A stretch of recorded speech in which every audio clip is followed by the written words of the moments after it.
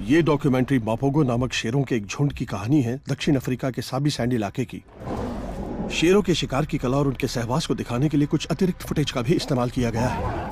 कुछ दृश्य दर्शकों को विचलित कर सकते हैं।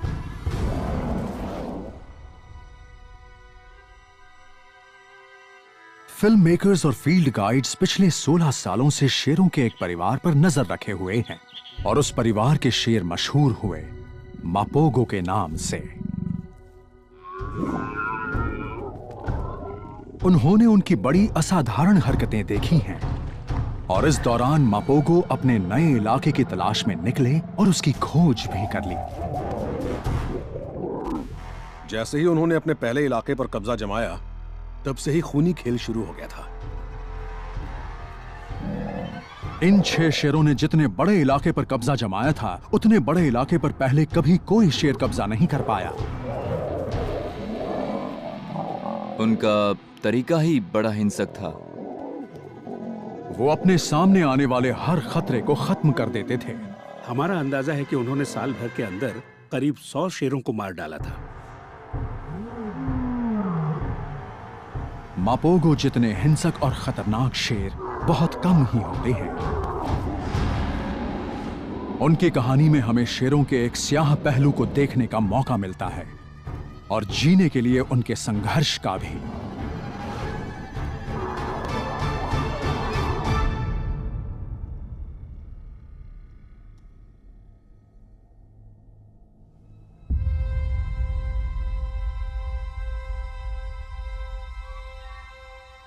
उत्तर पूर्वी दक्षिण अफ्रीका के साबी सैंड गेम रिजर्व की सरहद मिलती है क्रूगर नेशनल पार्क से।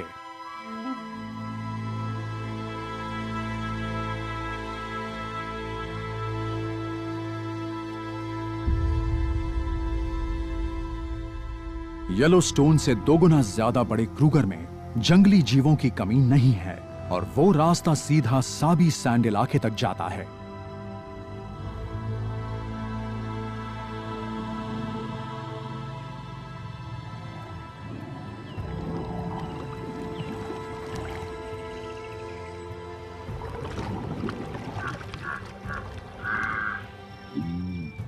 जहां इतने शिकार हों, वहां शेरों की कमी कैसे हो सकती है?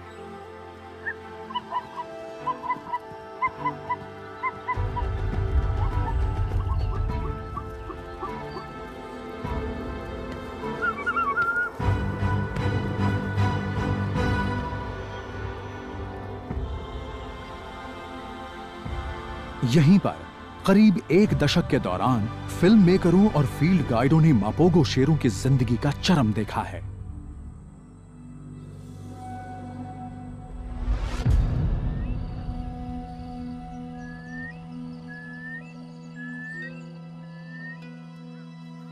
शेरों का परिवार स्पार्टा तो कई पीढ़ियों से साबी सैंड में रह रहा है।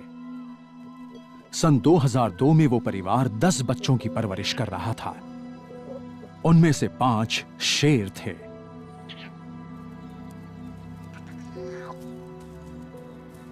बचपन में तो उनका कोई नाम नहीं था, लेकिन बाद में उन्हें नाम मिले Scar, Pretty Boy, Rasta, Kinky Tail और मिस्टर टी। ये छोटे भाई बड़े होकर मापोगो के नाम से मशहूर हुए। जब वो शेर काफी छोटे थे तब मैं भी साबी सैंड में शेरों के बीच ही था और मुझे याद है कि उस वक्त भी स्पार्टा परिवार में कई बच्चे थे। उस परिवार में 5 शेर थे, तो मुझे याद है। हमने उन शेरों को तब से देखा है जब वो कुछ महीने के थे और उसी वक्त हमें अंदाजा हो गया था कि उनमें से कुछ बच्चे दूसरों से ज्यादा दबंग और उत्सुक हैं।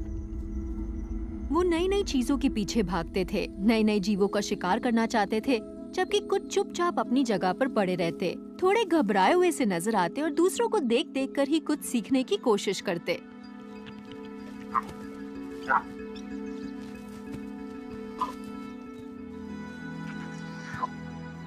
उन सभी बच्चों में से मुझे सबसे अलग लगे थे दोनों सबसे छोटे भाई, मगर उनमें से भी एक कुछ ज्यादा ही दबंग था। वो बचपन से ही लीडर लगता था और उसके पीछे हमेशा उसका छोटा भाई तैयार रहता था।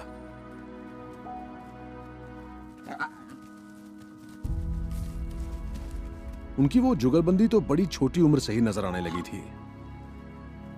बाद में पता लगा कि वो जोड़ा है मिस्टर टी और किंकी टेल का।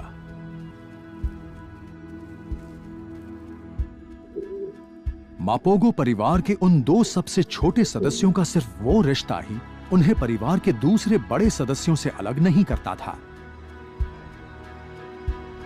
दोनों बच्चे बड़े ही खास थे। पूत के पांव तो पालने में ही नजर आने लगे थे।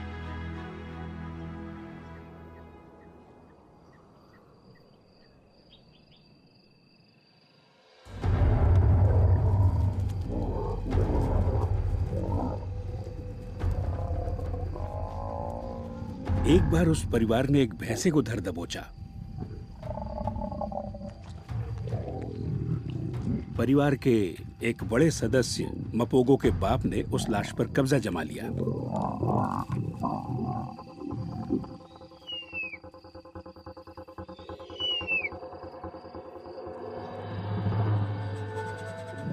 वो बेचारा उसकी लाश को पकड़े खड़ा था, जबकि ये दोनों नन्हे शेर जल्दी जल्दी उसे खाने में जुटे थे।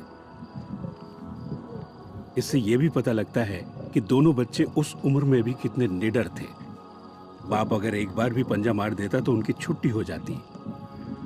वो उस वक्त बहुत छोटे थे, मगर उनकी हरकतों को देखते हुए मैं कह सकता हूं कि उतनी बहादुरी दिखाने वाला या तो मिस्टर टी था या फिर किंकी टेल। जिन लोगों ने मापोगो बच्चों को छोटी सी उम्र में देखा था, उन्हें उसी वक्त अंदाजा हो गया था कि आने वाले दिनों में वो बेहद खतरनाक शेर साबित होने वाले हैं।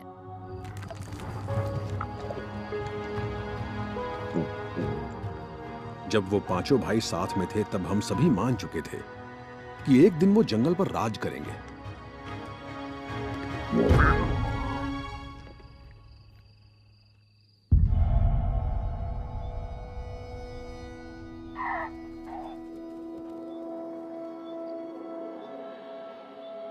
आठ में से एक ही शेर वयस्क होने तक जी पाता है। एक स्वस्थ और बड़े झुंड की रक्षा ताकतवर शेरों की जिम्मेदारी होती है, और जब उस झुंड में कोई बच्चा पैदा होता है तो उसे अपने पहले साल की मुश्किलों से लड़ने में आसानी होती है।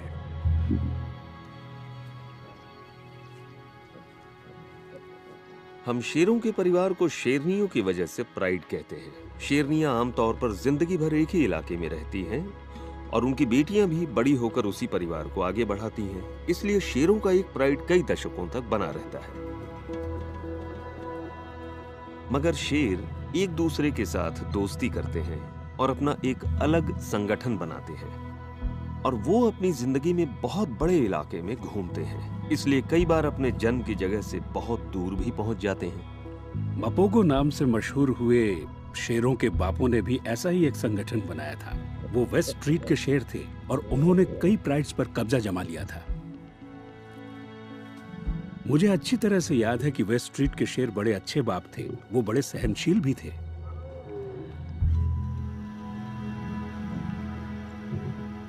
शेरों के बारे में आम विचार यही है कि वो कुछ खास नहीं करते, बस दिन भर पड़े रहते हैं, सहवास करते हैं और शेरनियों के शिकार खा जाते हैं। मगर मुझे तो लगता है कि एक प्राइड में शेर बड़ी अहम भूमिका निभाते हैं। वो अपने इलाके की गश्त लगाते हैं, बच्चों की हिफाजत करते हैं और शेरनियों की रक्षा करते हैं। किसी भी प्राइड के लिए शेरनियां बड़ी ही अहम होती हैं। वो पूरे परिवार को एकजुट रखती हैं। शेर तो आते जाते रहते हैं, मगर शेरनियां कई पीढ़ियों तक एक ही परिवार से जुड़ी रहती हैं, जिससे शेरों का परिवार सामाजिक रूप से मजबूत बनता है। दुनिया में बड़ी बिल्लियों में शेर बहुत सामाजिक प्राणी होते हैं, और जब वो साथ मिलकर काम करते हैं तब उनके परिवार से बेहतर कुछ और होता ही नहीं। वो सबसे दमदार होते हैं।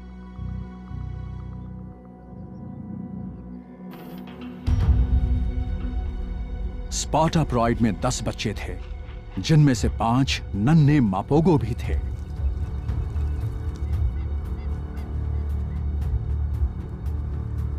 इतने बड़े परिवार के लिए शिकार भी बड़ा चाहिए,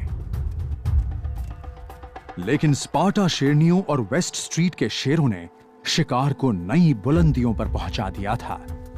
जब किसी बड़े शिकार की बात आती है तब शेर बड़ी अहम भूमिका निभाते हैं। वो इन बड़े और खतरनाक जीवों का शिकार करने में मददगार साबित होते हैं।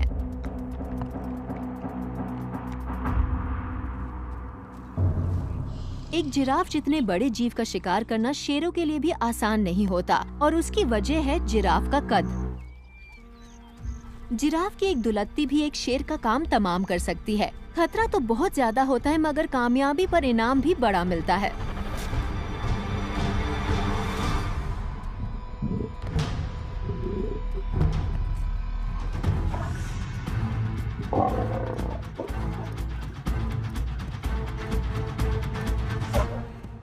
अगर शेरनियां किसी बड़े जीव को दबोचने की कोशिश कर रही हों, तब शेर भी उनका साथ देने आ जाते हैं। और वेस्ट स्ट्रीट के शेर भी अलग नहीं थे।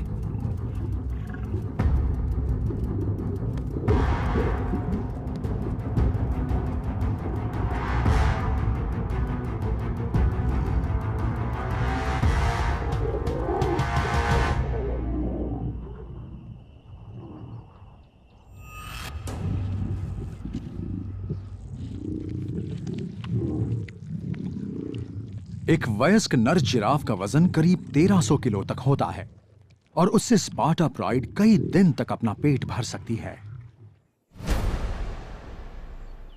साबी सैंड जैसी जगह पर छोटे शेरों के लिए हर कदम पर खतरा मंडराता रहता है।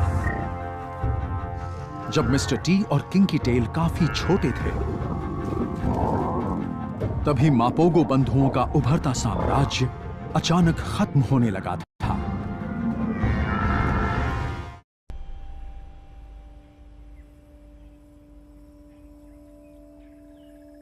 सन 2003 में मापोगो बंधु यानी Mister T, Kinky Tail, Rasta, Pretty Boy और स्कार 6 महीने से लेकर 1.5 साल तक के थे। उनका जन्म एक बड़े से दमदार परिवार में हुआ था, जिसमें उनकी हिफाजत करने वाले शेरों का एक अच्छा संगठन था।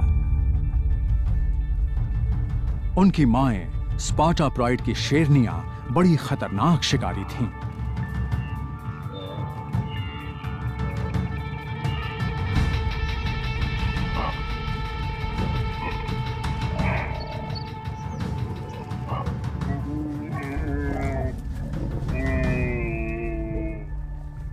स्पार्टा शेरनियों ने उन बच्चों को उनकी जिंदगी की सबसे बड़ी चुनौती का सामना करना सिखाया था, शिकार करना।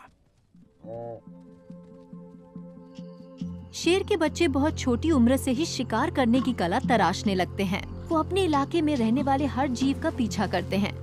फिर वो अपना हुनर तराशने के लिए अपने इलाके से बाहर निकलते हैं और हौसला बढ़ने के बाद वो अलग अलग किस्म के शिकार पर हमला करते हैं। कई बार तो ऐसे जीवों पर भी टूट पड़ते हैं जो उनका शिकार होते ही नहीं। मैंने उन्हें साही पर हमला करते देखा है और ये तो हनी बैजर से भी भिड़ जाते हैं। ये कुछ ऐसी बातें हैं जो शेर के छोटे बच्चे अक्सर करते हैं, जो सही तो नहीं होता, पर इससे उनका आत्मविश्वास बढ़ता है और इसी तरह से सीखकर वो भविष्य में अच्छे शिकारी बन पाते हैं।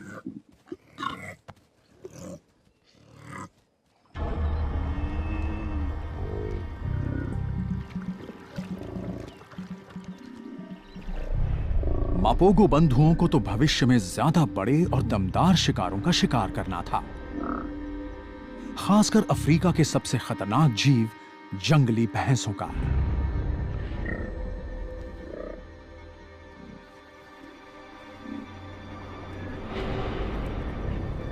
मैंने जंगली भैंसों का जो सबसे बड़ा झुंड देखा था उसमें करीब 1400 भैंसे थे। उसके अलावा भैंसों के छोटे बैचलर ग्रुप भी होते हैं जिनमें 15 से 20 भैंसे होते हैं और वो आमतौर पर नदी किनारे रहते हैं। ऐसे ही झुंड ज्यादातर शिकार बनते हैं। एक बड़े जंगली भैंसे का वजन करीब 900 किलो होता है, यानी एक औसत शेरनी के वजन से करीब 6 गुना ज्यादा और एक बड़े शेर से करीब 4 गुना ज्यादा।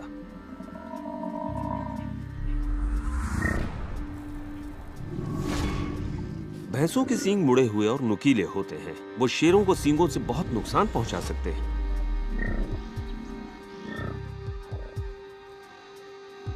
शेरों को भैंसों का शिकार करते देखना बड़ा रोमांचक होता है, लेकिन हर बार शेरों के घायल होने या मारे जाने की संभावना 50-50 होती है। आमतौर पर वो एक बार में एक ही भैंसे के पीछे भागते हैं, लेकिन अगर वो किसी अकेले भैंसे को पकड़ भी लेते हैं तो वो बहुत तेज शोर मचाता है और इस तरह से आवाज लगाकर वो अपने लिए मदद बुलाता है। उसकी गुहार सुनकर दूसरे भैंसे भी उन शेरों पर हमला करने आते हैं जो एक अकेले भैंसे को दबोचे रहते हैं। जरा सोचिए तब क्या हालत होगी जब भैंसों का पूरा झुंड टूट पड़े। हजारों हजार किलो के ये भैंसे बड़े ही आक्रामक तरीके से आतंक की दीवार की तरह शेरों पर टूट पड़ते हैं।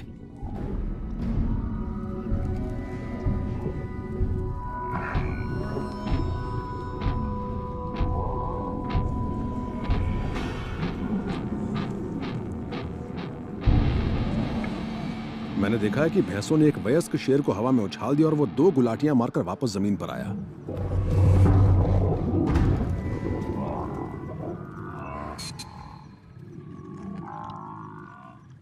इतने खतरों के बावजूद ये नन्हे मपोगो बंधु इतने बड़े शिकार को ठिकाने लगाना तभी सीख पाएंगे जब ये खुद बड़ों के साथ शिकार में शामिल हों। शेर के बच्चे अपने परिवार से सबसे अहम सबक सीखते हैं। वो सीखते हैं कि आने वाले दिनों में वो कैसे किसी बड़े शिकार को दबोच सकते हैं और इसके बाद ही वो बड़े होने पर ज्यादा दमदार और स्वस्थ भी होते हैं। स्पार्टा प्राइड अक्सर शिकार पर परिवार के बच्चों को भी ले जाता है और बच्चे भी बड़ों से ज्यादा दूर नहीं रहते। 100 में से 90 बार तो यही होता है कि जंगली भैंसे शेरों पर जवाबी हमला करके उन्हें खदेड़ देते हैं।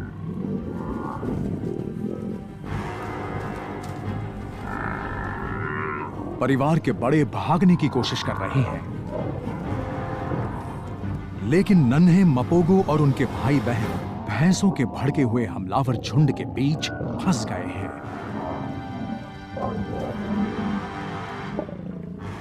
जब भैंसे हमला करते हैं तो लगता है जैसे वो सामने खड़ी बड़ी से बड़ी दीवार भी गिरा देंगे और तब शेर भी उनसे दूर भागते हैं।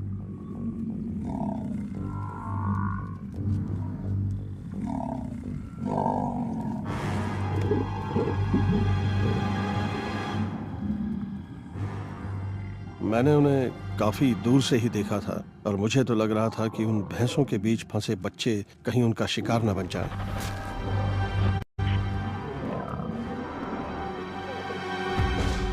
जंगली भैंसों का एक बड़ा झुंड झाड़ियों में छिपे शेर के बच्चों की तलाश में जाता है और जैसे ही कोई बच्चा मिलता है वो उसे उछाल देता है और पैरों तले रौंद डालता है। वो तो उसे अपने सींग से भी गोदने की कोशिश करते हैं, मगर आमतौर पर अपने पैरों से उछालते रहते हैं और फिर उन्हें रौंद कर मार डालते हैं।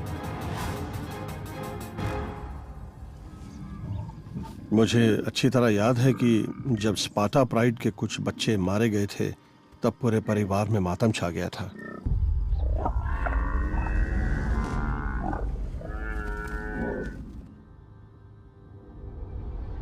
स्पार्टा परिवार के कुछ शेरों को भैंसों ने मार डाला था, मगर 5 नन्हे मापोगो खुशकिस्मत थे जो बच गए। ऐसा लग रहा था कि किस्मत ने इन भाइयों के लिए कुछ और सोच रखा है। अगर वो बच्चे भी मारे जाते तो कभी वो शानदार मापोगो गठबंधन नहीं बन पाता।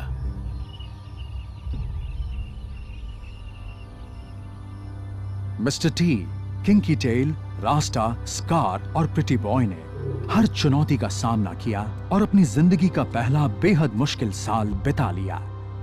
लेकिन अब उनके सामने आने वाली थी एक नई चुनौती, एक नया खतरा।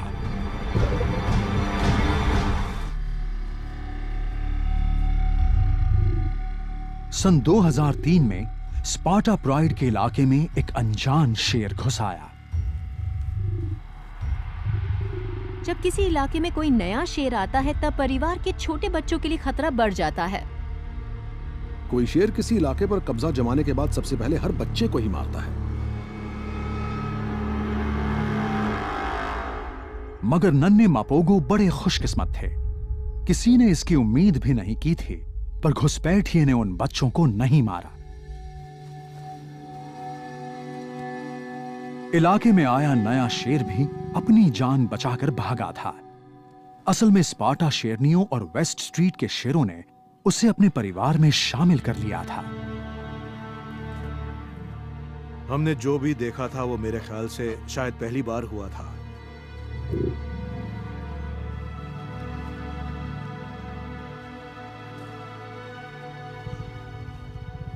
अक्सर होता यह है कि परिवार का दबंग शेर या सरदार बाहर से आए शेर को या तो मार डालता है या उसे खदेड़ देता है, लेकिन पता नहीं क्या बात थी कि उसके साथ किसी ने ऐसा नहीं किया और उसे बहुत जल्दी अपने परिवार में शामिल कर लिया।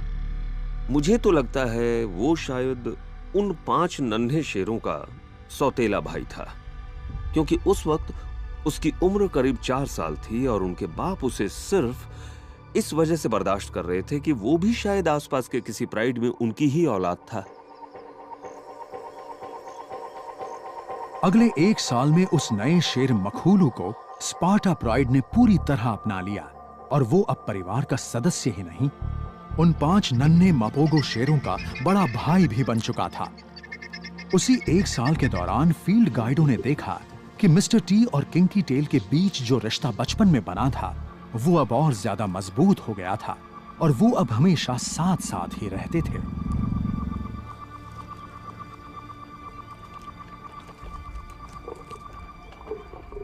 मिस्टर टी ज्यादा दबंग था और किंकी टेल उसका वफादार सिपाह सालार बन चुका था।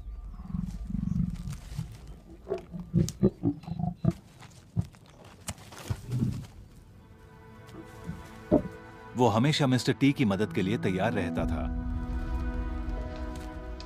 ये भी कह सकते हैं कि वो उसका साथी बन चुका था।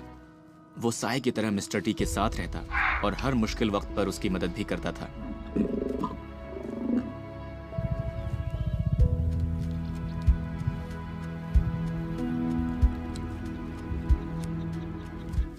उन दोनों के बीच बड़ा ही कमाल का रिश्ता बन चुका था। उन्हें साथ रहना बहुत पसंद था और ये बहुत बड़ी बात थी।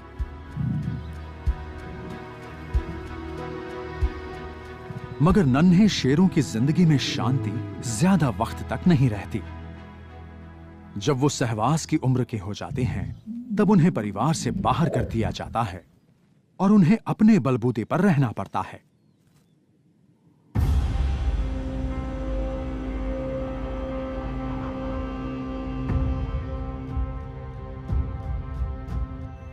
सन 2004 में 5 नन्हे मापोगो के साथ उनसे 2 साल बड़े मखूलू को भी उनके पिताओं ने अपने प्राइड से खदेड़ दिया।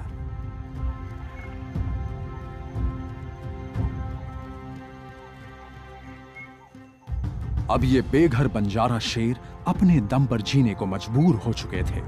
उन्हें अकेले शिकार करना पड़ रहा था और उनका अपना कोई इलाका भी नहीं था। उनके प्राइड में कोई शेरनी भी नहीं थी और उन्हें लगातार गश्त लगाते दमदार शेरों से भी खतरा बना रहता था।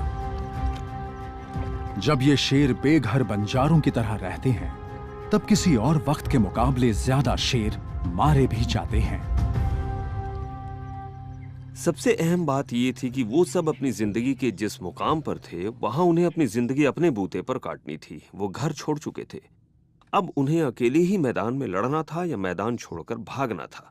मगर वो 6 शेर थे, ये बात उनके लिए बड़ी ही अहम थी।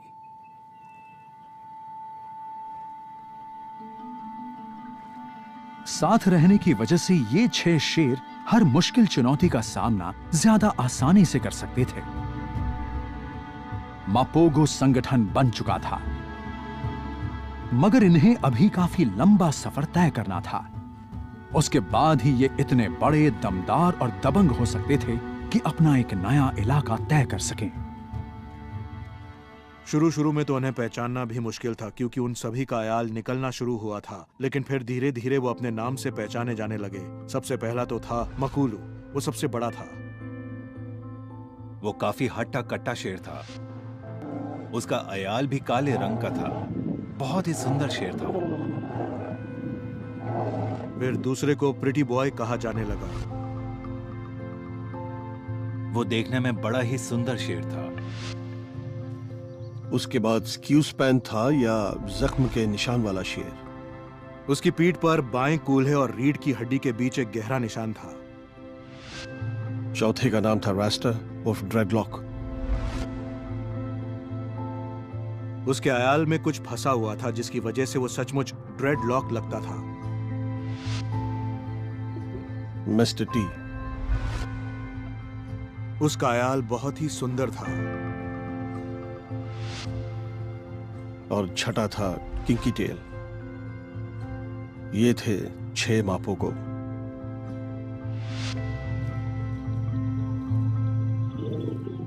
मापोगो एक स्वाजी शब्द है जिसका मतलब होता है सुरक्षा दस्ता या वो ग्रुप जो साथ में काम करता है। उस वक्त हमें इस बात का एहसास नहीं हुआ था, लेकिन आज लगता है कि हाँ, वो इसी तरह से काम करते थे। छोटे शेर जब पहली बार घर छोड़ते हैं तो 2 समस्याओं का सामना करते हैं। एक तो ये कि छोटी उम्र की वजह से वो ज्यादा समझदार नहीं होते और नर होने की वजह से वो आलसी होते हैं, इसलिए उन्हें अपना पहला शिकार करने में भी परेशानी होती है। मापोगो बंधुओं को इससे पहले कभी किसी बड़े जानवर का शिकार खुद नहीं करना पड़ा था। जीने के लिए उन्हें सबसे पहले तो शिकार करना पड़ेगा।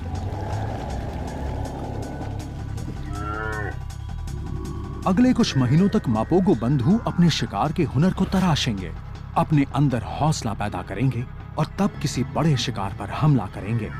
लेकिन भले ही 6 शेर साथ में हैं, फिर भी उन्हें यह सब सीखने में वक्त लगेगा।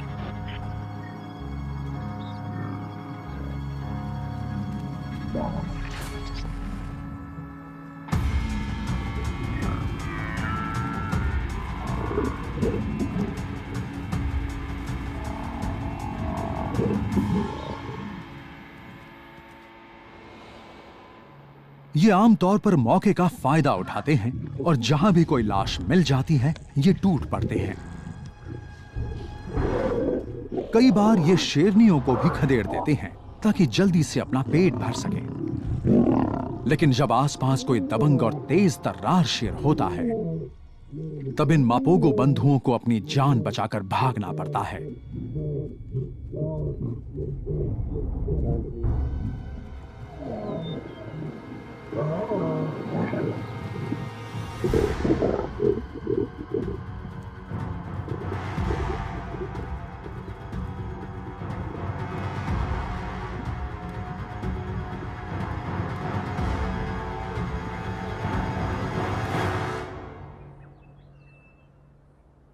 लेकिन वो वक्त भी आ गया जब मापोगो बंधु ऐसे शिकारी बन गए जो उन्हें बनना था।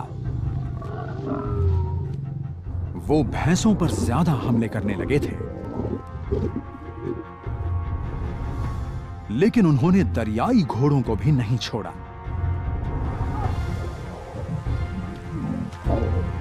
और छोटे गैंडों को भी, और अपने पिताओं की तरह ये भी जिराफ का शिकार करने में कामयाब हो गए।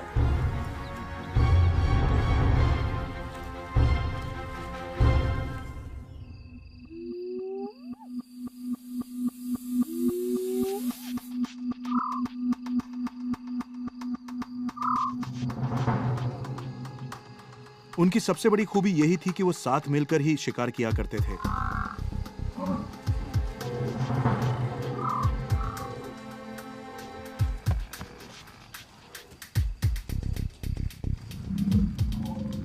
किंकी टेल एक फॉक्स टेरियर जैसा था और सामने आए किसी शिकार को नहीं छोड़ता था। वो बड़ा तेज तर्रार था, ज्यादातर दौड़ भाग भी वही करता था। मखुलू मापोगो ही ये फैसला लेता था कि उनकी टीम किस शिकार पर हमला करेगी, और पहला हमला भी वही करता था। फिर किंकी टेल उस शिकार को दबोचने की कोशिश करता और भैंसे को दबोच लेता था। मिस्टर टी और किंकी टेल हर बार हमले के केंद्र में रहते थे। वो शिकार के वक्त हमेशा सबसे ज्यादा आक्रामक रहते थे।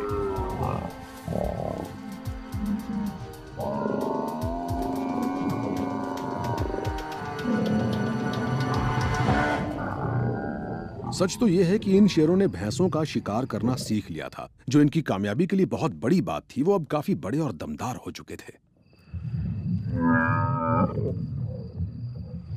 जैसे जैसे इनका आत्मविश्वास बढ़ा, इनमें से एक शेर कुछ ज्यादा ही हौसला दिखाने लगा।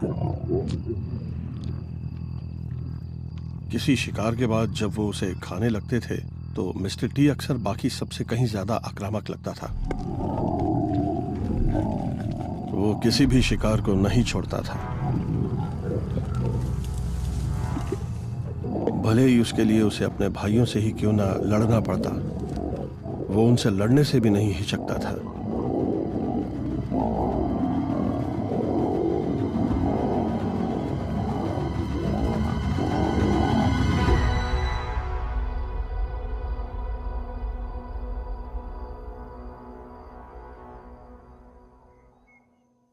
मिस्टर टी भले ही सबसे छोटा था, फिर भी वो पूरी टीम पर अपना दबदबा बनाने की पूरी कोशिश करता था। लेकिन उसके सामने एक बहुत बड़ी बाधा खड़ी थी। मपोगो बंधुओं में मखूलू के अयाल का रंग सबसे गहरा था और वही उनमें सबसे दबंग भी था। स्याह रंग के अयाल वाले शेर बड़े ही दबंग होते हैं। उनमें टेस्टोस्टेरोन ज्यादा होता है।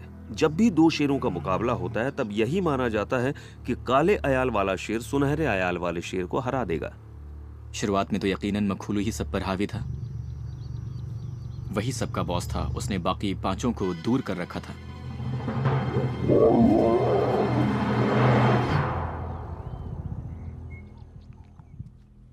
मिस्टर टी को अपनी बारी का इंतजार करना पड़ेगा।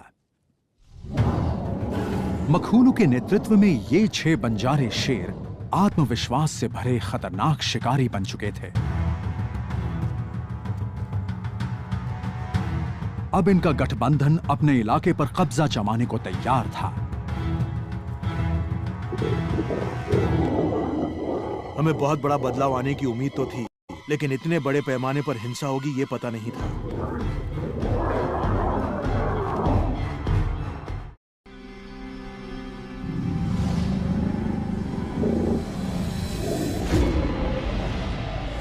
मापोगो बंधु अब अपने पहले इलाके पर कब्जा जमाने को तैयार थे।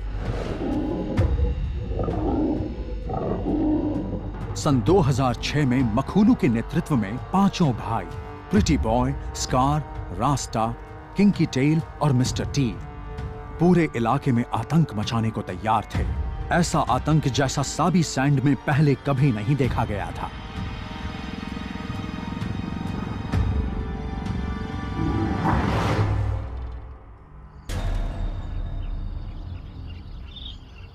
ज्यादातर फील्ड गाइडों ने तो पहले कभी 6 शेरों को एक साथ देखा भी नहीं था। मुझे वो दिन याद है जब मैंने पहली बार साथ में देखा था। उस रोज वो सुबह सुबह झील में पानी पीने आए थे। मैं समझ गया था कि वो पानी पीने जा रहे हैं, इसलिए मैंने अपनी कार उसी हिसाब से वहीं रोक ली थी। कुछ ही देर बाद वो वहां एक एक करके पानी पीने आने लगे और फिर वहां 6 के 6 शेर साथ में पानी पी रहे थे। मुझे तो आज भी यकीन नहीं आता। ये मेरी आज तक की बेहतरीन फोटो है।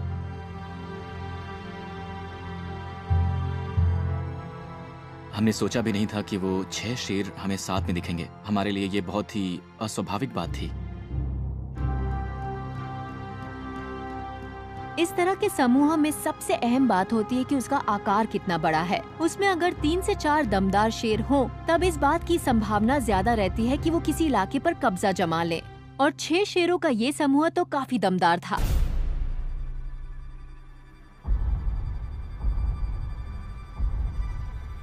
मापोगो बंधु किसी भी इलाके पर सिर्फ अपने दमखम से ही कब्जा जमा सकते थे और उनका पहला मुकाबला बड़ा ही अहम साबित होने वाला था। सन 2006 में मापोगो बंधु साबी सैंड के उत्तरी इलाके में पहुंचे, जहां राज था 4 दबंग शेरों का। जब शेर किसी नए इलाके में जाते हैं तो शुरुआत में काफी शांत रहते हैं, मगर ये आंधी तूफान की तरह आए और कहर बनकर टूट पड़े। वो बहुत शोर मचा रहे थे, दहाड़ रहे थे। वहां पहुंचते ही उन्होंने अपने इलाके की हदबंदी शुरू कर दी।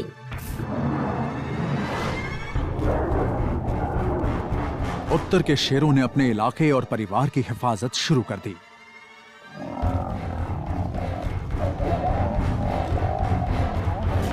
मगर वो मापोगो बंधुओं के सामने टिक नहीं पाए। उन्होंने उन 4 में से एक शेर को मार डाला और बाकी बचे 3 शेर वहां से भाग खड़े हुए। उन्होंने सामना करने का हौसला भी नहीं दिखाया। वो उनके सामने टिक ही नहीं सकते थे।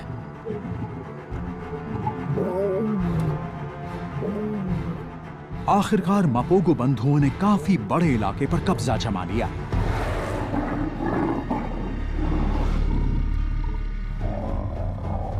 ये वो इलाका था जहां से वो अपने दबदबे और अपनी ताकत को और बढ़ा सकते थे। जैसे ही उन्होंने अपने पहले इलाके पर कब्जा जमाया, उनका खूनी खेल भी शुरू हो गया। उसी वक्त वो साबित कर चुके थे कि उनके सामने कोई नहीं टिक सकता। अगले 1 साल में मापोगो बंधुओं ने अपने सामने आए हर उस शेर को ठिकाने लगा दिया जो उनके लिए खतरा बन सकता था।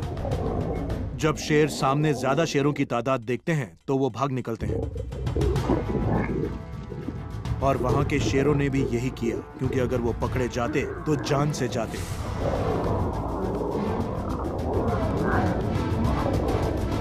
ऐसा लगता था जैसे 6 गुंडे खून की होली खेलने के लिए यहाँ आए हों।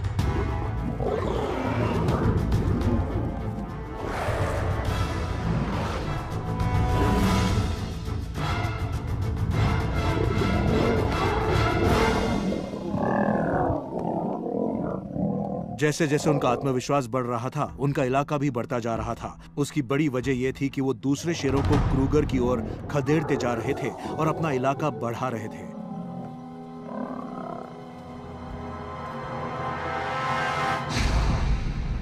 किसी भी इलाके पर कब्जा जमाने के लिए सबसे जरूरी है कि उस इलाके में रहने वाले दूसरे शेरों को वहां से खदेड़ दिया जाए।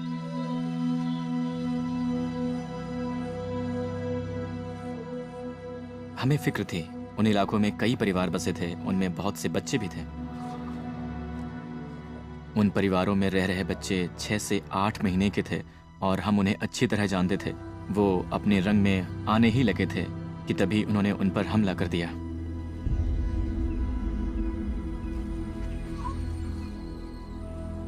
जब नए शेर किसी इलाके में आकर वहां कब्जा जमाते हैं तो सबसे ज्यादा खतरा वहां रहने वाले छोटे बच्चों को ही होता है।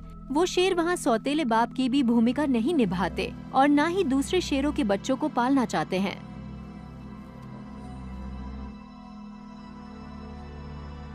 शेर जब किसी इलाके पर कब्जा जमाते हैं तब वो सबसे पहले तो वहां रहने वाले परिवारों के बच्चों को मारते हैं, फिर उस शेरनी को भी जो अपने बच्चों की हिफाजत के लिए ज्यादा जोर लगाती है।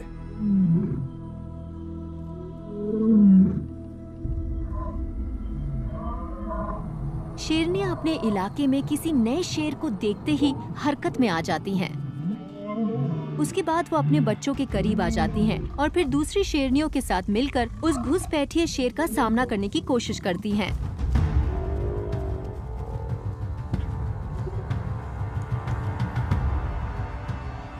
अगर बच्चे थोड़े साहसी हुए तो शेरनी उन्हें लेकर कहीं और चल पड़ती है ताकि उस घुसपैठिए से संघर्ष न करना पड़े। अगर बच्चे लाचार और मजबूर हों तो शेरनी को शेर का सामना हर हाल में करना ही पड़ता है।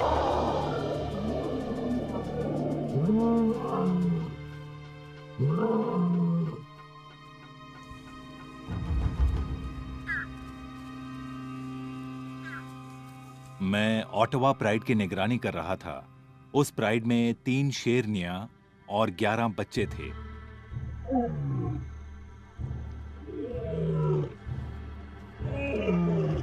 मापोगो बंधु भी उसी प्राइड की तलाश में थे और उनका उस परिवार से सामना भी हुआ।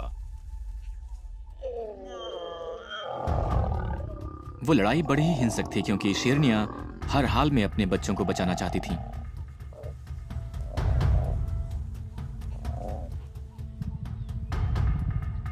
उसका गुस्सा बहुत ही जबरदस्त था। शेरनियां अपने बच्चों की जान बचाने के लिए आखिरी दम तक लड़ती हैं।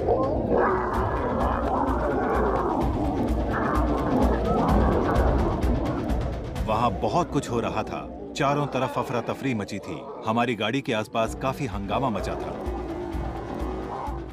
एक बार तो मुझे ऐसा लगा कि एक शेरनी उन शेरों से बचने के लिए हमारी गाड़ी के ऊपर से ही कूद जाएगी। इन सभी मामलों में मापोगो बंधु छोटे बच्चों को मार रहे थे। शेरनियां अपने बच्चों को बचाना चाहती थीं, लेकिन मापोगो बंधु उनके ऊपर भी भारी पड़ रहे थे। एक भड़का हुआ शेर बस एक ही बात सोचता है, दूसरे शेर के बच्चों को मार डालो। ऐसे में उन शेरनियों के पास कोई रास्ता नहीं था। जब मां का सुरक्षा घेरा टूटा तब उन खूंखार मापोगो शेरों और ऑटवा प्राइड के छोटे बच्चों के बीच कोई दीवार नहीं रह गई थी।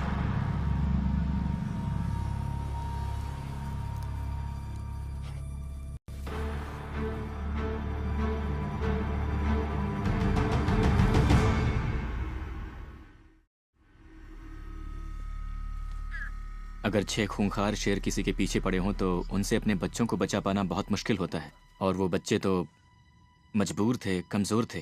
वो भला उनके सामने कहाँ टिक पाते।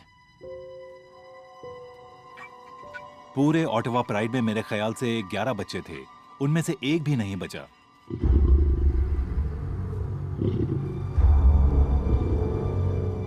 जब शेर बच्चों का शिकार करते हैं, उनकी जान ले लेते हैं, तब अच्छों का दिल दहल जाता है।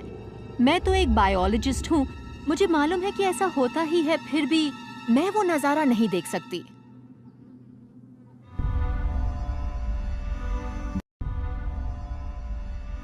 बच्चों की मौत के बाद शेरनियां फिर से बच्चे पैदा करने को तैयार होती हैं और वो सहवास करने लगती हैं। मापोगो बंधु भी अपना परिवार बढ़ाने के लिए यही चाहते थे।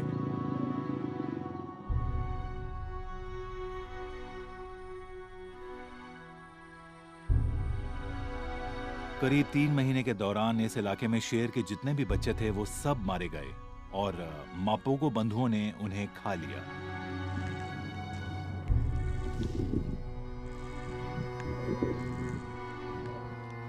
मिस्टर टी और किंकी टेल इस मामले में कुछ ज्यादा ही बेरहम थे और वो दोनों ढूंढ ढूंढ कर एक एक बच्चे को मार रहे थे।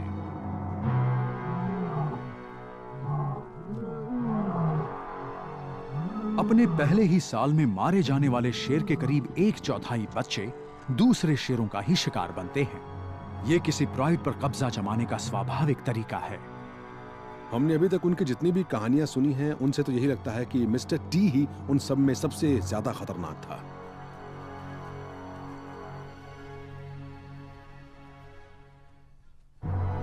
शेरों का ये खून खराबा आमतौर पर बच्चों की मौत के बाद खत्म हो जाता है, लेकिन मापोगो बंधुओं का गठबंधन इससे बिल्कुल ही अलग था।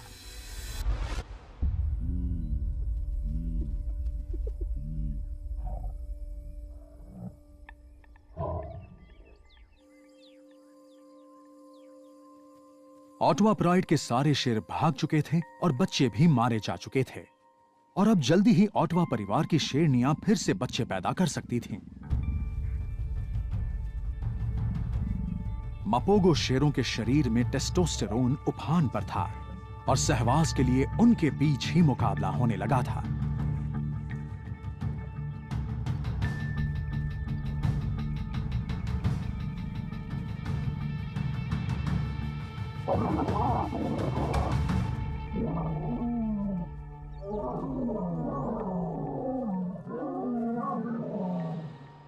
वो तो इस कदर जोश में थे कि उन शेरनियों की भी जान लेने लगे थे जो उनके साथ सहवास करने को तैयार थीं।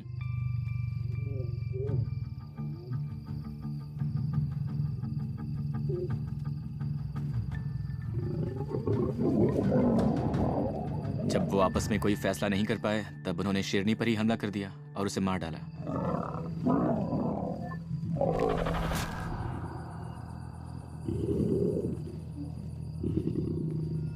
मैंने सबसे पहले यही देखा कि मिस्टर टी एक शेरनी की पीठ में अपने दांत गड़ा रहा है। फिर वो उसका गला घोंटने लगा।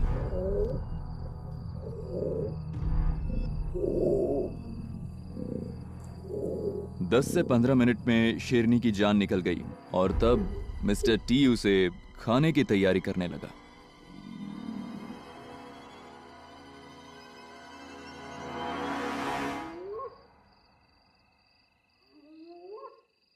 सच कहूं तो मापोगो बंधुओं की कुछ हरकतें ऐसी थी जो बड़ी ही अनोखी थीं, जैसे कि शेरनियों को मारना। किसी प्राइड में शेरनियों को मारना, उन शेरनियों को जिनके साथ सहवास करके वो बच्चे पैदा कर सकते थे, ये बात बड़ी अनोखी है और मैंने जंगलों में पहले कभी ऐसा कुछ नहीं देखा था।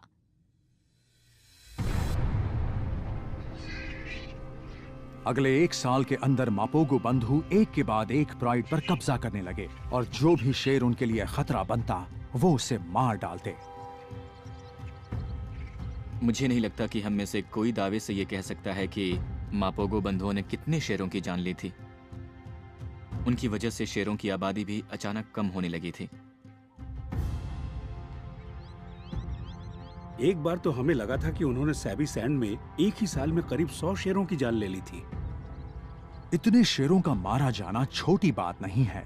ऐसा लग रहा था कि मापोगो बंधुओं के रहते हुए साबी सैंड में कोई भी शेर सुरक्षित नहीं है। मापोगो बंधुओं से जीत पाना नामुमकिन सा था। लेकिन उनके दबदबे को टक्कर मिली उनके गठबंधन के अंदर से। मैंने मिस्टर टी और मखुलू के बीच हुई लड़ाई जैसी लड़ाई कभी नहीं देखी थी।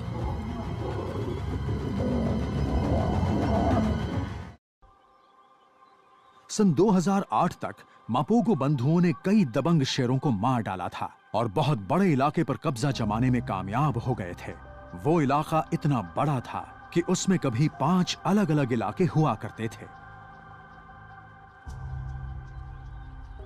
हमने पहली बार कोई ऐसा गठबंधन देखा था जिसने इतने बड़े इलाके पर कब्जा जमाया हो।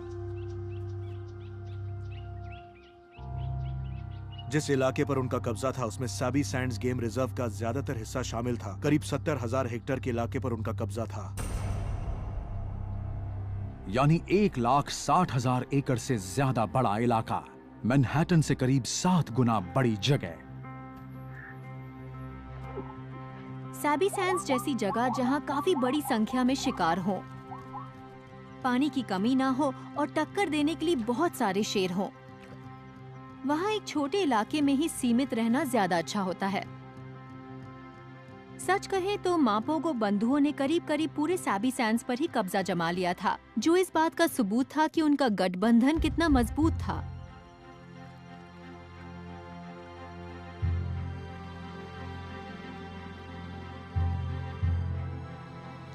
सारे विरोधियों को खत्म करने के बाद मापोगो बंधु करीब 8 प्राइड पर कब्जा जमा चुके थे।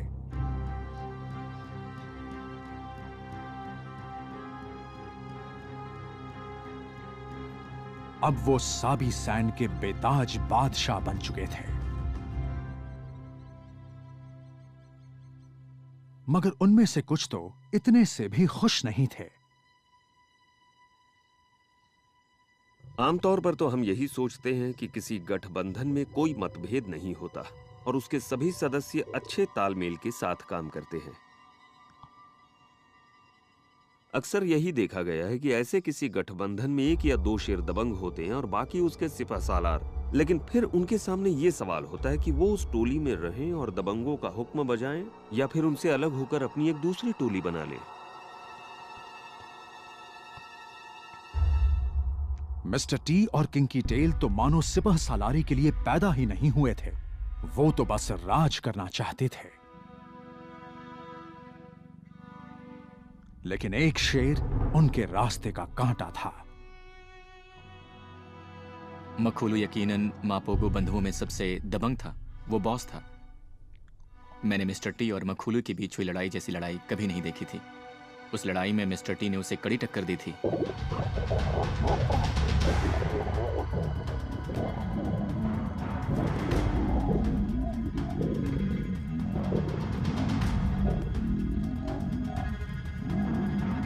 मखुलू ने उसकी एक टांग दबोच ली थी जिससे मिस्टर टी घायल हो गया था।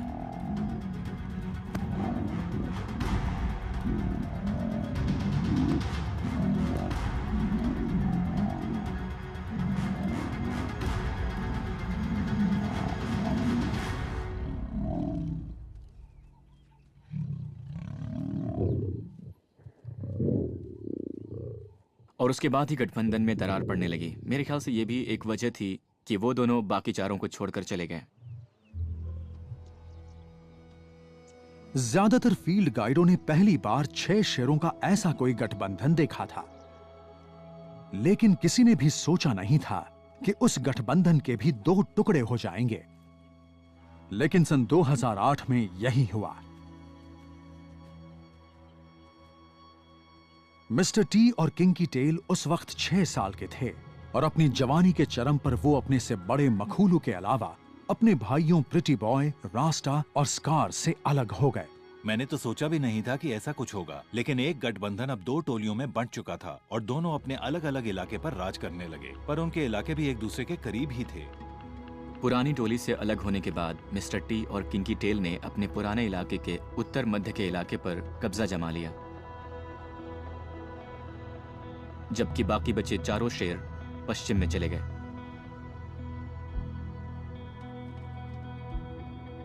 सच कहें तो किंकी टेल और मिस्टर टी उस इलाके पर राज कर रहे थे।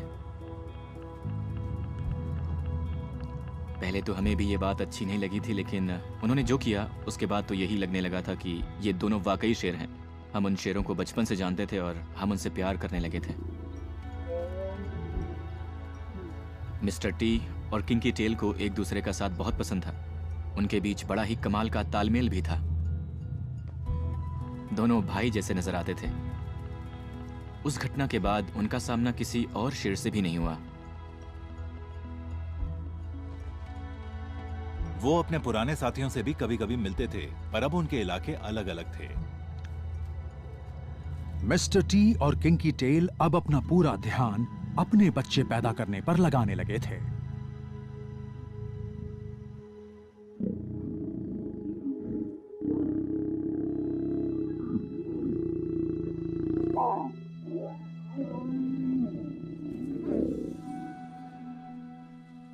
अगर बच्चों की देखभाल करने वाले शेरों की एक दबंग टोली साथ हो, तो शेरनियां भी खुद को सुरक्षित समझती हैं, क्योंकि वो शेर उनके बच्चों को दूसरे शेरों से बचाते हैं।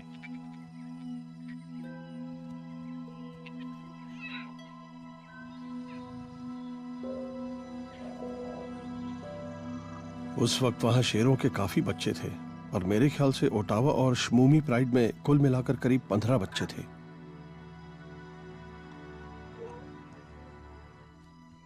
कई दूसरे प्राइड्स में भी नए बच्चों का जन्म हुआ था और वो मापोगो बंधुओं के अलग अलग इलाकों में रहते थे। इस गठबंधन के बनने के बाद इतनी शांति पहली बार आई थी। उस नई शांति के साथ एक नई चुनौती भी सामने आई।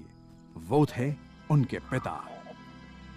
शेर आमतौर पर बच्चों के साथ नरमी से पेश नहीं आते, लेकिन मखूलू उन बच्चों के साथ कभी सख्ती नहीं करता था।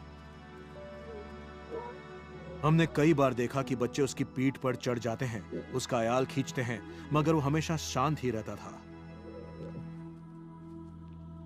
अच्छा पिता बनने के लिए सिर्फ अपने बच्चे के सिर पर हाथ फेरना ही काफी नहीं होता, उसे पूरे इलाके में गश्त भी लगानी पड़ती है ताकि कोई घुसपैठिया ना आ जाए।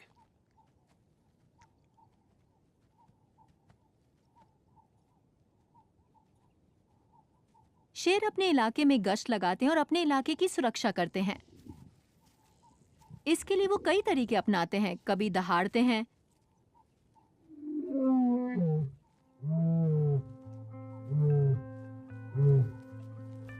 तो कभी गंध के निशान छोड़ते हैं। इस तरह गश्त लगाने से वो अपनी मौजूदगी का सबूत देते हैं। ये सब कुछ वो उस इलाके में रहने वाले दूसरे शेरों को ये चेतावनी देने के लिए करते हैं कि ये मेरा प्राइड है, मेरा इलाका है, और अगर तुमने इसके अंदर घुसने की कोशिश की तो अच्छा नहीं होगा।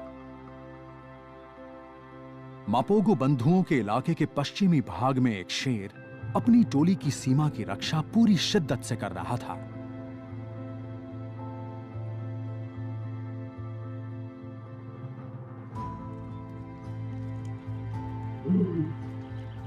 मैंने कई बार मखुलू को बाकी के मापोगो से काफी दूर दूर देखा था। उसे देखकर मैं यही अंदाजा लगा पाया कि वो अपने इलाके की गश्त लगा रहा है।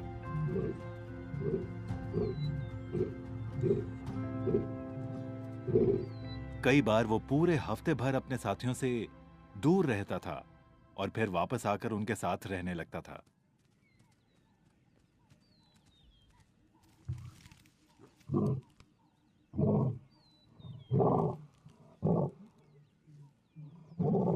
उसकी सबसे बड़ी वजह यह थी कि उन्हें बहुत बड़े इलाके की गश्त करनी पड़ती थी और गश्त लगाने का काम वो अक्सर अकेले ही करता था।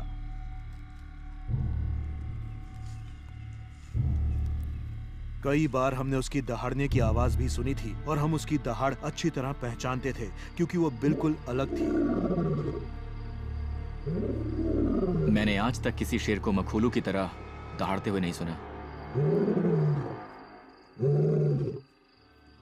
उसकी दहाड़ बिल्कुल ही अलग थी। एक शेर के तौर पर उसकी दहाड़ बड़ी ही दमदार थी। ज्यादातर शेर तो 45 सेकंड से 1 मिनट तक दहाड़ने के बाद चुप हो जाते हैं, लेकिन वो लगातार दहाड़ता ही रहता था।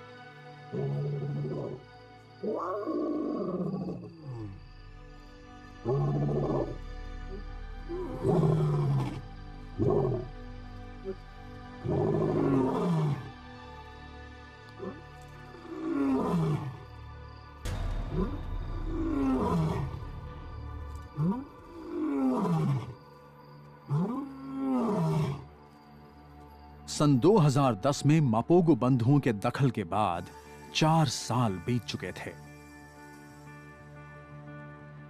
मखूलू अपने इलाके की सरहदों की सुरक्षा कर रहा था और उसका काम पूर्व में अपनी सरहदों की सुरक्षा कर रहे मिस्टर टी और किंकी टेल से ज्यादा आसान था। उनकी पूर्वी सरहद का ज्यादातर हिस्सा तो क्रूगर नेशनल पार्क से जुड़ा हुआ था और वहां कई ऐसे बंजारे शेर रहते थे जो मिस्टर टी और किंकी टेल के इलाके के अलावा उनके प्राइड पर भी कब्जा जमाना चाहते थे।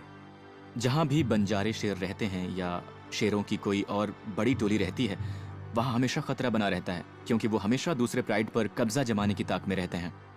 हमने कई बार देखा कि क्रूगर से कुछ बंजारे युवा शेर उनके इलाके में आ गए, पर हर बार मिस्टर टी और किंकी टेल ने उन्हें अपने इलाके से दूर खदेड़ दिया। वो एक तरह से रक्षाकर्मी जैसे थे। अक्सर दूसरे शेरों का सामना भी वही किया करते थे। दूसरे शेर मखूलू और दूसरे 3 शेरों तक तभी पहुंच सकते थे जब वो किंकी टेल और मिस्टर टी से बच निकले। 2 साल तक मिस्टर टी और किंकी टेल बाहरी घुसपैठियों से लड़ते रहे और न सिर्फ अपने इलाके को बल्कि पश्चिम में रहने वाले अपने भाइयों को भी बचाते रहे।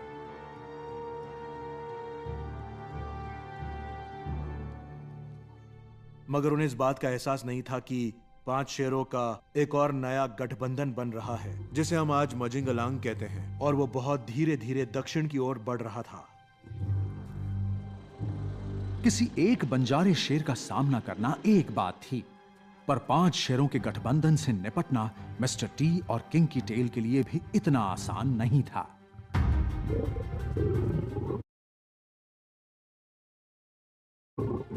मजिंगिलानीज काफी बड़े, तगड़े, युवा और लड़ने में माहिर शेरों का समूह था।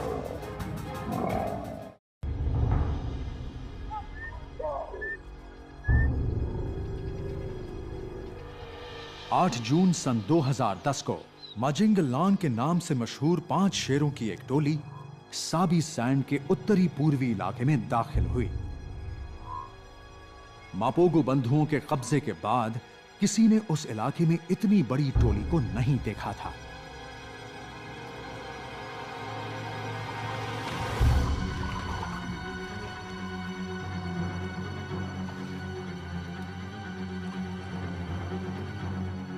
छह शेरों की टोली मापोगो का मुकाबला कर पाना आसान काम नहीं था, मगर उसमें फूट पड़ने के बाद अब पूर्वी सरहद की सुरक्षा की जिम्मेदारी सिर्फ मिस्टर टी और किंकी टेल की रह गई थी।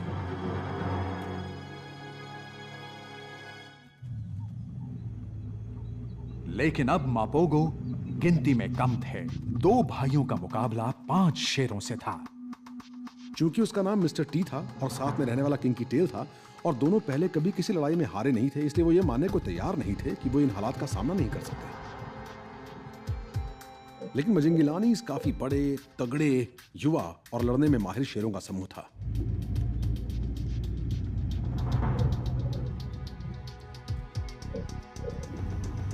समझ में नहीं आ रहा था कि क्या होने वाला है। हमें अंदाजा नहीं था कि वो क्या करेंगे। मैं बहुत डर गई थी।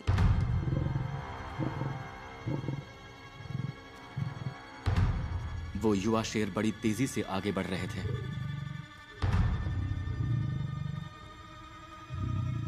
देखकर ही लग रहा था कि कुछ तो गड़बड़ है, मगर मैंने सोचा नहीं था कि मिस्टर टी आ जाएगा और किंकी टेल भी उसके पीछे ही होगा। मिस्टर टी और किंकी टेल अचानक ही उसके सामने आ गए और करीब 100 मीटर दूर तक उन्होंने उसका पीछा किया। मजिंगलानी के शेर को टोली से अलग करने के बाद मिस्टर टी और किंकी टेल ने उस पर हमला कर दिया। मिस्टर टी ने पीछे से उसकी गर्दन दबोची और जमीन पर पटक दिया और किंकी टेल सीधे उसकी जांघ पर चढ़ गया।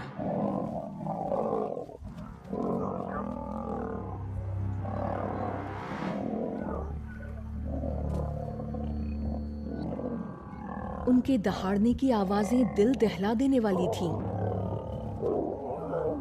किसी के भी रोंगटे खड़े हो जाते।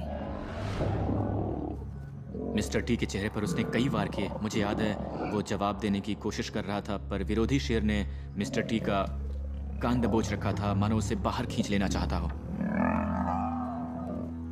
लेकिन वो जब ये सब कर रहा था तब किंकी टेल लगातार उसके जांघ और उसके पिछले पैरों पर जगह जगह काट रहा था।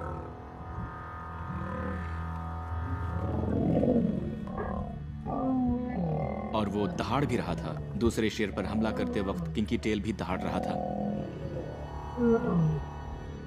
उसने अपने दुश्मन को दबोच रखा था और वो दहाड़ रहा था। मैंने पहले कभी ऐसा नजारा ना तो देखा था और ना ही सुना था। मैंने वैसा गुस्सा, वैसा आक्रामक रूप, वैसी ताकत पहले कभी नहीं देखी थी। मजिंगलान भी हार मानने को तैयार नहीं था। वो भी जवाब में हमला कर रहा था। 2 हैवीवेट शेर का सामना एक मिडिल वेट शेर से था और वो हार गया। उस दिन हमें पहली बार पता लगा कि दर्द होने पर एक शेर कैसे कराता है।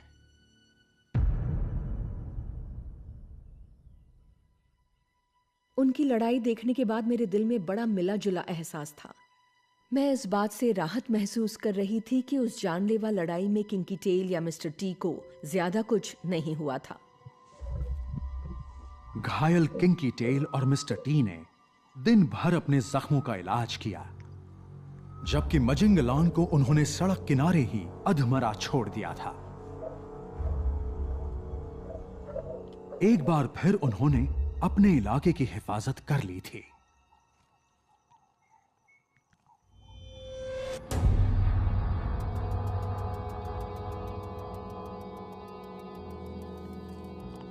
मैं उस शाम उन्हें देखने गया था। वो अपने बुरी तरह से घायल पंजे को चाट रहा था। शायद उसके पंजे में दुश्मन शेर ने अपने दांत कड़ा दिए थे।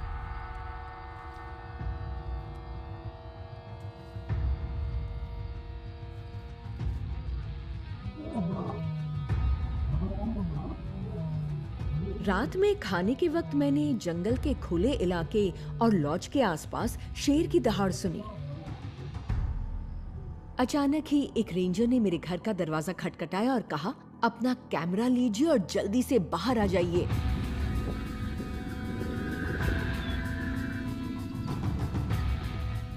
जल्दी ही कारीन को पता लग गया कि वो दहाड़ने की आवाज किसकी है। मजिंगलान घुसपैठिए बढ़े चले आ रहे थे। हमने सड़क तक मजिंगलान शेरों का पीछा किया और तब मैं यही सोच रही थी कि नहीं, ये नहीं हो सकता, ये फिर से लड़ने वाले हैं। ऐसा लग रहा था कि मजिंगलानी शेर बदला लेने आ रहे हों।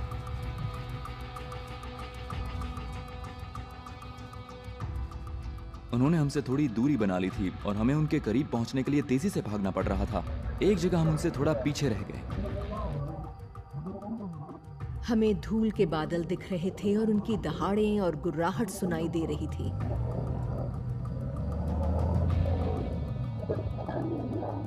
अचानक ही जबरदस्त लड़ाई शुरू हो गई। हमारी समझ में नहीं आ रहा था कि उनमें से कौन किस टोली का है। करीब जाने पर हमने देखा कि वो एक मापोगो ही है और 4 मजिंगलान शेरों ने उसे दबोच रखा है।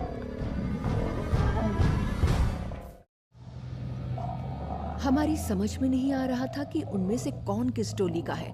करीब जाने पर हमने देखा कि वो एक मापोगो ही है और 4 मजिंगलान शेरों ने उसे दबोच रखा है। हमें जल्दी ही पता लग गया कि उन चारों ने किंकी टेल को दबोच लिया है।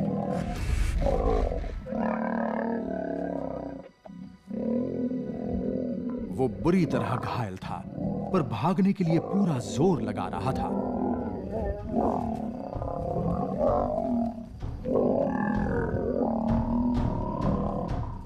वो बड़े ही खतरनाक तरीके से हमला कर रहे थे। मैंने उस तरीके का हिंसक हमला पहले कभी नहीं देखा था।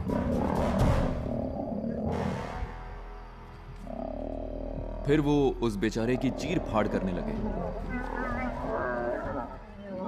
उनमें से एक शेर उसके पिछले पैरों के बीच उसके जेनेटेलिया पर हमला कर रहा था, उसकी नर्म अंडरबेली पर। फिर अचानक ही हमने एक तेज आवाज सुनी, मानो कहीं गोली चली हो। वो आवाज रीढ़ की हड्डी टूटने की थी। ढेर सारा खून। और उस घटना को अपनी आंखों से देखने के बाद हम बुरी तरह से दहल उठे थे।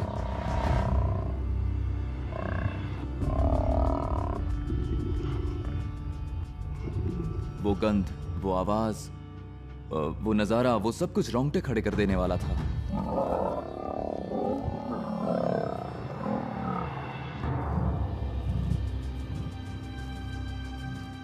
मगर तभी वहां जाने कहां से मिस्टर टी आ गया। वो अचानक ही बाहर आया था और उसने एक तरफ से एक मजिंगलान पर हमला कर दिया।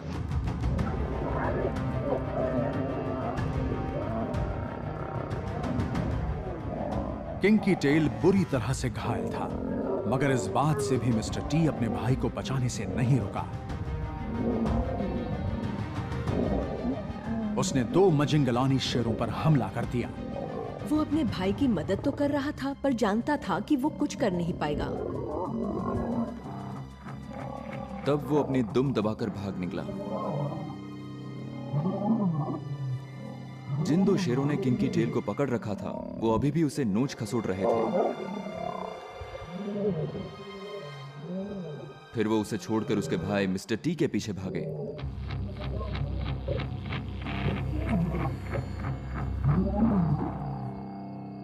पकड़े जाने पर मिस्टर टी का भी वही हाल होता जो उसके भाई का हुआ था।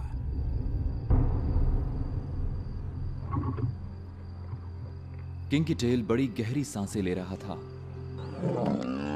कोई कुछ नहीं बोल रहा था। वहां भीषण सन्नाटा छाया था।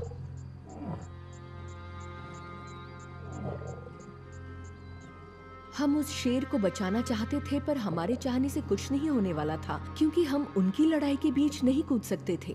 हम वहां कुछ कर ही नहीं सकते थे। मिस्टर टी वहां से भागने में कामयाब रहा, लेकिन मजिंगलानी शेर अपना अधूरा काम खत्म करने लौट आए थे।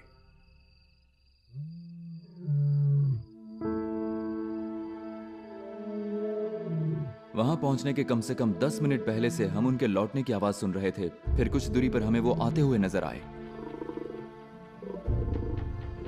वो समझ गए थे कि वो अब उसके ऊपर हावी हो चुके हैं और वो घायल भी है। वो इतनी जल्दी ठीक नहीं हो सकता और उन्हें उससे कोई खतरा नहीं है। वो उसे वहीं खत्म कर सकते हैं।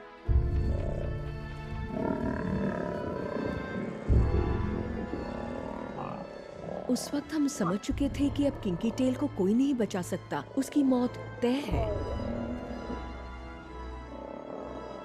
किंकी टेल को उस हालत में देखना मेरी जिंदगी का सबसे बुरा अनुभव था।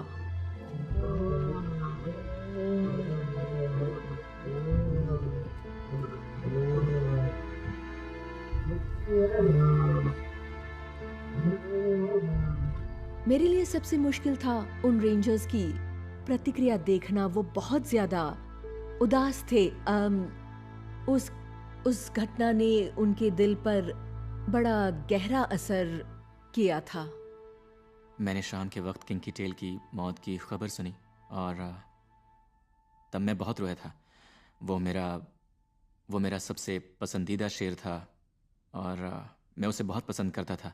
उसकी मौत ने मुझे हिला दिया। अगले दिन सुबह सुबह रेडियो पर बहुत से लोगों ने ये खबर सुनी और वो सब भी गहरे सदमे में थे। किसी को यकीन नहीं हो रहा था और उस वक्त कई लोगों की आंखों से आंसू भी छलक आए थे।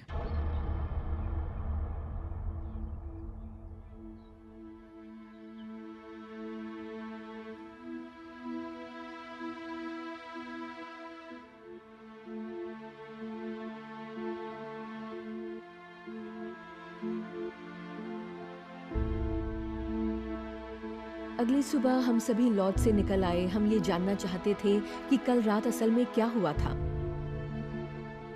वहां पहुंचकर जो हमने देखा वो बहुत ही चौंका देने वाला नजारा था।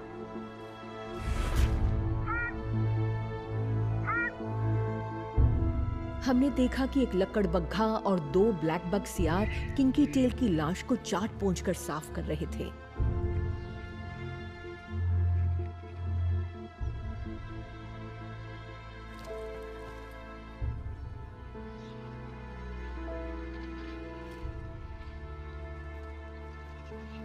वो खत्म हो चुका था। इतने खूबसूरत और शानदार शेर की सिर्फ हड्डियां ही बची थी।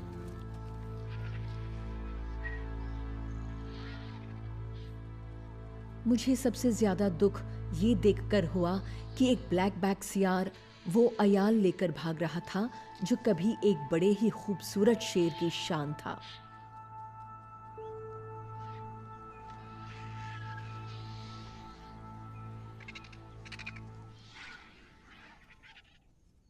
उसके बाद तो किंकी टेल हमेशा के लिए खत्म हो गया।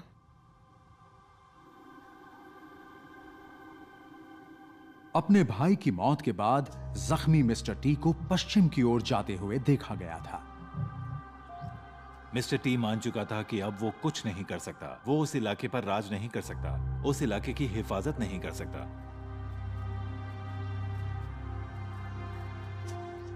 मिस्टर टी समझ चुका था कि उसका सबसे बड़ा सहयोगी, उसका भाई, उसका दोस्त, वो जो उसके लिए कुछ भी कर सकता था, वो अब नहीं रहा।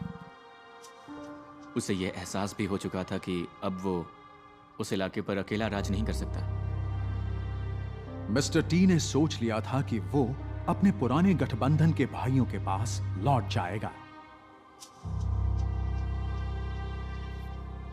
हमें करीब 2 साल तक मिस्टर टी नजर नहीं आया और फिर अचानक एक सुबह वो हमसे करीब 80 से 100 मीटर दूर खड़ा था। वो दूर से ही अपने भाइयों को देख रहा था। मखूलू और उसके पश्चिम के गठबंधन के दोस्त अब बाप बन चुके थे और उन्हें अपने बच्चों की हिफाजत करनी थी। मखूलू अच्छी तरह से जानता था कि अगर कोई बाहरी शेर उसके इलाके में आ गया तो क्या अंजाम हो सकता है। भले ही मिस्टर टी कभी उसके भाई जैसा था, लेकिन अब वो एक घुसपैठिया ही था।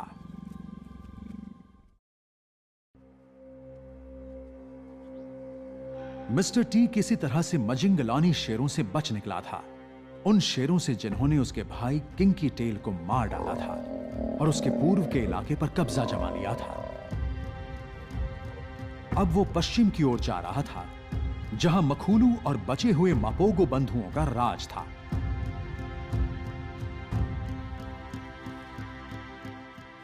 हिंसक मिस्टर टी की वजह से ही साबी सैंड का आज तक का सबसे बड़ा गठबंधन टूट चुका था। अब उसकी वापसी पर उसके भाइयों की क्या प्रतिक्रिया होगी? मखूलू मपोगो को मिस्टर टी की वापसी पर खुशी नहीं हुई थी, मगर वहां के बाकी तीनों मपोगो ने उसे कबूल कर लिया था।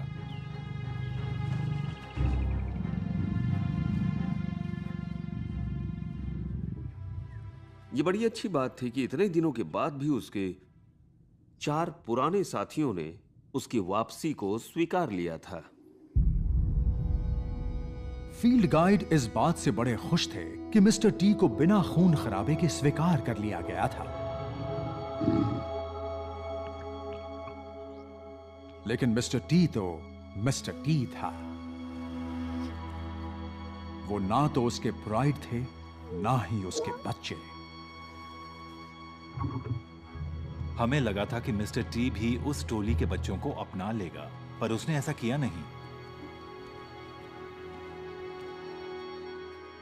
हम में से किसी को भी अंदाजा नहीं था कि आगे क्या होने वाला है और हम उसके लिए बिल्कुल तैयार नहीं थे।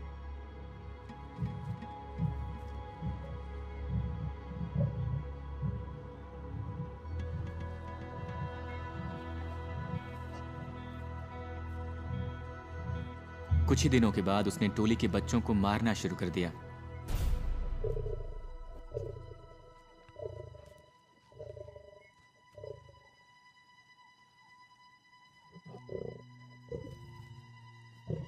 वो हमेशा टोली के बच्चों की ताक में रहता और जैसे ही कोई बच्चा नजर आता वो उसे मारकर खा जाता।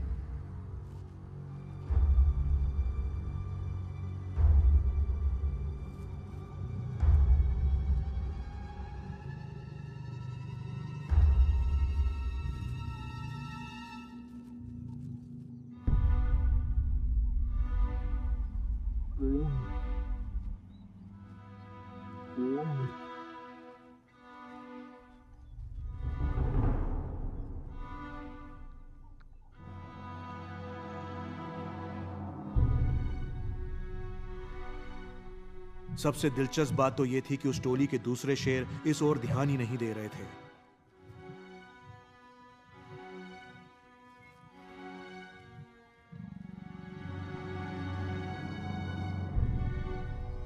उनमें से ज्यादातर बच्चे मिस्टर टी के भतीजे या भतीजियां थे, मगर उसके भाई उसके कत्लेआम को रोकने की कोशिश भी नहीं कर रहे थे। मिस्टर टी उस पर कब्जा जमाकर उसमें रहने वाली शेरनियों के साथ सहवास करना चाहता था, लेकिन उस टोली के बच्चे उसके रास्ते में बाधा बन रहे थे, इसलिए उसने बड़ी बेरहमी से उन्हें ठिकाने लगाना शुरू कर दिया। अब पश्चिम में सत्ता पलट चुकी थी। मिस्टर टी नया राजा बन चुका था।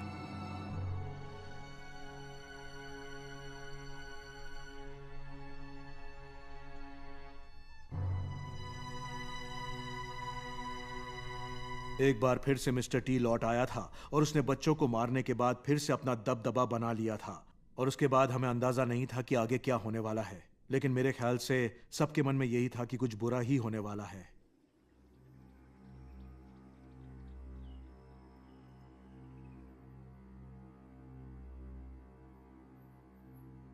अगले 2 सालों में मजिंगलानी शेरों ने मापोगो के करीब करीब पूरे इलाके पर कब्जा जमा लिया। घुसपैठियों ने मिस्टर टी और किंकी टेल के ज्यादातर इलाके और उनके प्राइड पर कब्जा कर लिया था और उनके सारे बच्चों को मार डाला था।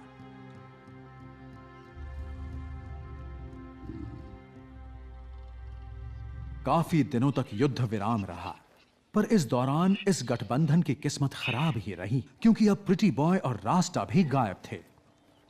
सबको यही लग रहा था कि उन्हें मजिंगलानी शेरों ने मार डाला है। एक वक्त वो भी था जब इस दमदार मापोगो गठबंधन का साबी सैंड पर राज था, लेकिन अब वहां उनकी पहचान तक मिटने वाली थी। अब सिर्फ 3 मापोगो ही बचे हुए थे, मखुलू और मिस्टर टी के अलावा सिर्फ स्कार बचा था। 6 साल तक मापोगो बंधुओं ने साबी सैंड पर राज किया था। जंगलों में शेर ज्यादा से ज्यादा 12 साल की उम्र तक बचे रह पाते हैं। मिस्टर टी 10 साल का था और स्कार 12 का, तो मखुलू 14 साल का। उनकी उम्र बढ़ रही थी, विरोधी सिर उठाने लगे थे, ऐसे में उनका अंत करीब ही था।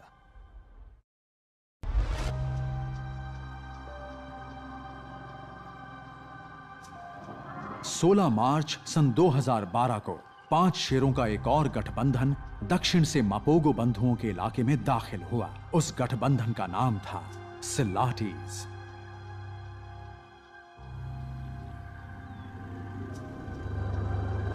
एक रोज सुबह सुबह हम कहीं जा रहे थे, तभी हमने अपनी कार रोक दी और एक आवाज सुनने लगे। हमने दहाड़ने की आवाज सुनी थी और वो आवाज करीब 100 मीटर दूर से आ रही थी। फिर हम निशानों के सहारे आगे चल पड़े। यह तो साफ जाहिर था कि सिलाटीज असल में मापोगो बंधुओं के पीछे पड़े हैं। वो युवा और दमखम वाले थे, वो अभी जवानी में कदम ही रख रहे थे, इसलिए वो किसी से भी लड़ने को तैयार रहते थे।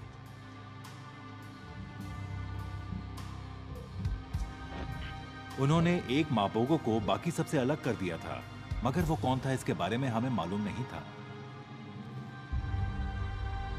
एक उम्रदराज शेर को इतने युवा शेरों का सामना करने में बहुत परेशानी होने वाली थी।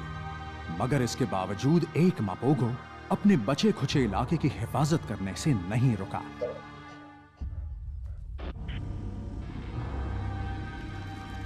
जब मैं मौका वारदात पर पहुंचा तब तक मिस्टर टी पर हमला हो चुका था। आखिरी मापोगो सम्राट अपनी जान बचाने के लिए लड़ रहा था और वो अकेला था।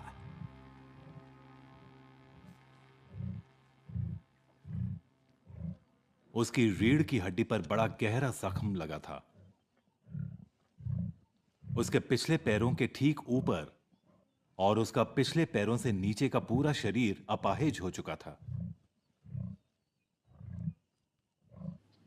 इसकी वजह से उसकी ओर बढ़ रहे चारों शेर बड़ी आसानी से उसे अपना शिकार बना सकते थे।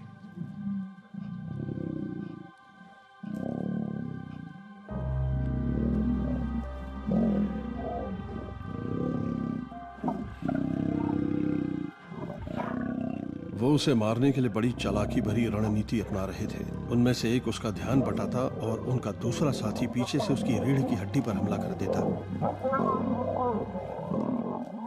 उन्होंने उसे गिरा दिया और करीब 15-20 सेकंड तक उसे बुरी तरह से नोचते खसोटते रहे।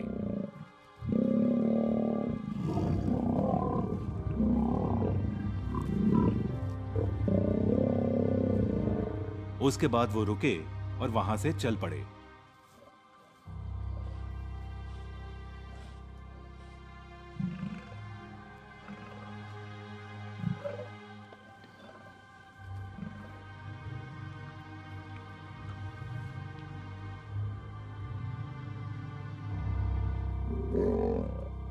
मगर कुछ ही देर बाद वो फिर से लौटे और एक बार फिर से वही खूनी खेल शुरू हो गया।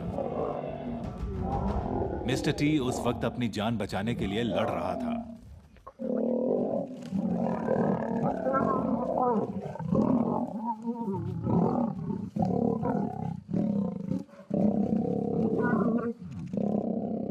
मुझे याद है वो मेरी तरफ देख रहा था। वो जिस तरह से उन शेरों का मुकाबला कर रहा था और इतनी बुरी तरह से घायल होने के बावजूद अपनी जान बचाने के लिए उन शेरों से जिस तरह से लड़ रहा था, उसी से पता लगता है कि वो कितना शानदार शेर था और कितना जिगर रखता था। मिस्टर टी पर हमला करने वाले चारों शेर लगातार दहाड़ रहे थे। वो संकेत था उनके कब्जे का। उन्होंने अब इस इलाके पर अपनी दावेदारी का बेखौफ ऐलान कर दिया था और दुनिया को बता रहे थे कि वो इलाका अब उनका है। वो यहां के राजा हैं।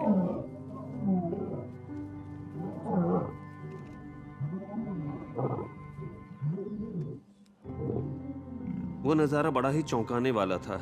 हम घबरा भी रहे थे, दंग भी थे और हमें अपनी आंखों पर बिल्कुल यकीन नहीं हो रहा था।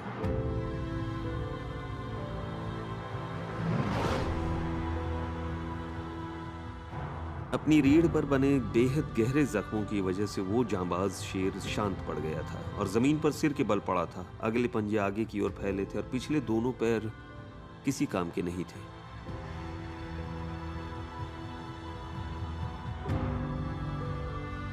वो उन जख्मों से उबर नहीं सकता था। मिस्टर टी का वो आखिरी दिन था और उस रोज उसकी मौत तय थी।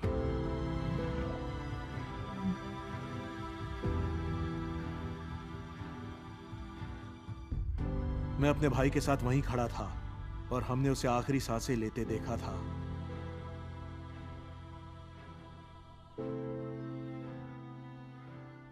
इस तरह से एक युग को खत्म होता देख किसी की भी रूह कांप जाएगी और मैं तो बस यही दुआ करता हूं कि अब कभी ऐसा नजारा देखने को ना मिले।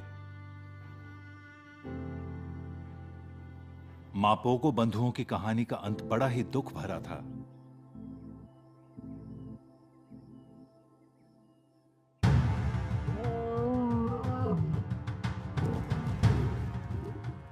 मैं तो यही मानता हूं कि मिस्टर टी एक शेर की तरह जिया और उसकी मौत भी एक जाबाज शेर जैसी ही हुई। अपने इलाके की हिफाजत के लिए वो अपनी सीमा के कहीं पार निकल गया था और अंत में बेचारा उसकी हिफाजत करते मारा गया। मापोगो बंधुओं ने 6 साल तक राज किया था और उतनी मारकाट पहले किसी ने नहीं देखी थी जितनी उनके दौर में हुई थी। मगर अफसोस उनका अंत भी बड़े हिंसक तरीके से हुआ। मखूलू और स्कार आखिरी बचे मापोगो थे। वो अब काफी उम्र दराज हो चुके थे और चारों तरफ से दुश्मनों से घिरे हुए थे। ऐसे में बस एक ही रास्ता था, वो साबी सैंड से चले जाएं।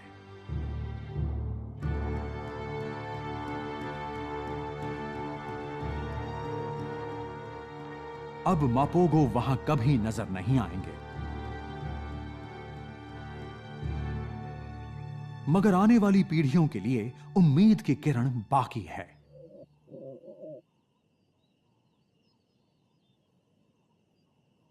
मापोगो बंधुओं के बच्चे आज भी जिंदा हैं और वो ओटावा प्राइड के साथ रह रहे हैं। उनमें से 3 तो बड़ी शेरनियां हैं और 2 तरुण शेर भी हैं। मैं तो यही चाहता हूं कि उनका बाप मखूलू मापोगो कुछ महीने और उनके साथ रहे। सच तो यह है कि सिर्फ उसके ही बच्चे मिस्टर टी के कत्लेआम से बच गए थे और मेरे ख्याल से ईश्वर ने यहां इंसाफ किया था। मैंने मापोगो बंधुओं के बारे में जितना सुना है उससे तो यही कह सकती हूँ कि वो बड़े ही अलग किस्म के शेर थे। भले ही एक इंसान होने के नाते हमें उनका व्यवहार हैवानियत भरा लगे, मगर सच तो यही है कि वो बेहतरीन शेर थे। 6 मापोगो बंधुओं ने वही किया था जो जंगल में जीने के लिए शेरों को करना पड़ता है, और ये खूबी उन्होंने अपने बच्चों को भी दी थी।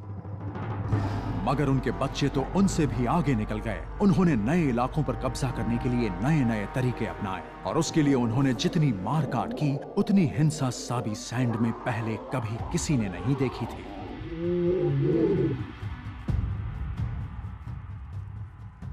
शेरों की जिंदगी का एक स्याह पहलू भी होता है जिसकी झलक बहुत कम ही मिल पाती है। वो प्यारे होते हैं, शानदार होते हैं, उनकी जिंदगी शाही होती है पर बेहद मुश्किल होती है, खतरों से भरी। मगर मापोगो बंधुओं ने हमें दिखाया कि असली शेर किसे कहते हैं।